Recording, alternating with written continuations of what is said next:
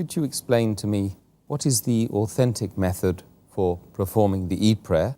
And perhaps you would give us a short description for the benefit of the viewers watching today. As far as Eid Salaah is concerned, there are different types of Muslims pray, and there are different opinions. But as far as you go according to authentic sources, the Quran and the Sahih Hadith, then you have one common method. And according to authentic sources of all the Sahih Hadith, if you collect, we come to know that as far as the Eid Salaah is concerned, whether it be Eid al-Fitr or Eid al-Adha, we have to offer two Salah, 2 rakat Salah, 2 units of Salah. It's mentioned in the Hadith of Sunan Bayhaqi, volume number 3, book of Jummah Salah, Hadith number 5719. Umar, may Allah be pleased with him, radiyallahu anhu, he said that the traveler's prayer is 2 rakat, the Adha prayer is 2 rakat, talking about Eid al-Adha, and the Jummah prayer is 2 rakat. This is the full length of all these prayers as it came from the Messenger of Allah. That means Eid Salah should be 2 rakat. Point number 2, that before Eid Salah, there is no adhan and there is no aqama.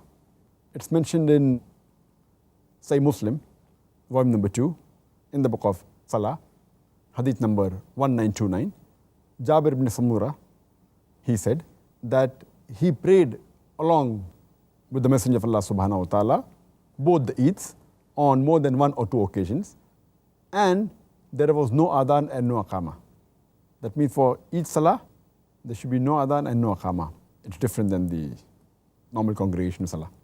Point number 3, that there is no Salah before the Eid Salah and after the Eid Salah.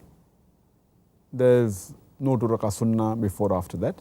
And it's mentioned in the Hadith of Sunan Abu Dawud, volume number 1, in the book of Salah, Hadith number 1155, where Ibn Abbas, may Allah be pleased with him, he says that the Prophet came out to pray the Eid Salah on Eid al-Fitr day, and he offered 2 rakat, and before that and after that he did not pray. That means before and after Eid Salah there are no other prayers. Further, point number 4, when a person starts the Eid Salah, he should say the Takbir al-Ihram, that's Allahu Akbar, and then say the open supplication. This is followed by 7 Takbir in the first rakat, and in the second rakat he should say 5 Takbir.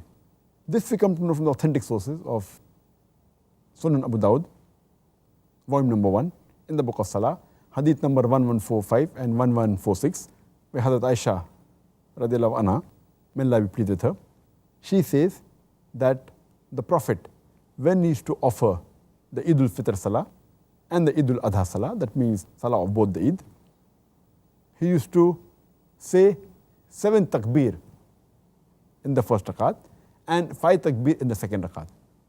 This is the authentic way of offering Eid Salah. After that, a person should say, A'udhu billahi minash shaitanir rajim, Bismillahir Rahmanir Rahim.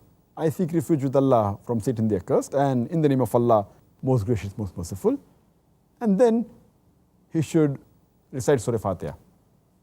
And after Surah Fatiha, in the first rakat, recite Surah Qaf, chapter number 50, followed by in the second rakat, Surah Qamar, chapter number 54. Or in the first rakat, he can recite Surah Ala, chapter number 87, and second rakat, Surah Ghashiyah, chapter number 88. Both these types of first and second rakat have been proven from authentic hadith. But even if a person recites any other surah, any other verse of the Quran, yet the salah will be accepted. These are the recommended ones. It is sunnah which the Prophet recited. Furthermore, after the Eid Salah, there is a khutbah of the Eid Salah. It's mentioned in Sahih Bukhari, volume number 2, in the book of 2 Eids, Hadith number 962. Ibn Abbas, may Allah be pleased with him, said that he has offered Eid Salah with the Messenger of Allah subhanahu wa ta'ala, Prophet Muhammad sallallahu alaihi wasallam, with Abu Bakr, with Umar, with Uthman, may Allah be pleased with them all. And all of them, they offered the Eid Salah first, then was followed by the khutbah. All of them, they gave the khutbah after offering the Eid Salah. It's further mentioned in Sunan Abu Dawud, volume number 1, in the book of Salah, Hadith number 1151. Prophet Muhammad after offering Eid Salah and before starting the khutbah of Eid, he said that all those who want to listen to the khutbah can listen to the khutbah. All those who want to go, they can go. Now here is a very important point. Most of the times you find in the khutbah of Eid Salah, most of the imams say, they don't get up, it is wrong. And they prevent them from going and they say you have a sin and they say many things, it's haram to get up, etc. Imagine the Prophet Muhammad, when he gave the khutbah, he said if you want to listen, you can listen, if you want to go, you can go. Does it mean that the imam, the khutbah that they give today is much more important than the khutbah of Prophet Muhammad? It's a pity. The Sahih Hadith says that the Prophet Muhammad said, if you want to hear the khutbah, you can hear, if you want, you can go. But it's preferable to hear the khutbah. But the Prophet gave permission that if they want, they can go. And further it's mentioned in Sunan Abu Dawud, volume number 1, in the book of Salah, Hadith number 1068. The Prophet said that both the Eids have synchronized, the Eid al-Fitr and the Friday. Friday is called as a weekly Eid. So those who do not want to offer the Jummah Salah may not do it, because the Eid Salah in congregation is sufficient. But we will offer the Jummah Salah. That means, imagine, the Eid prayer is so important in congregation.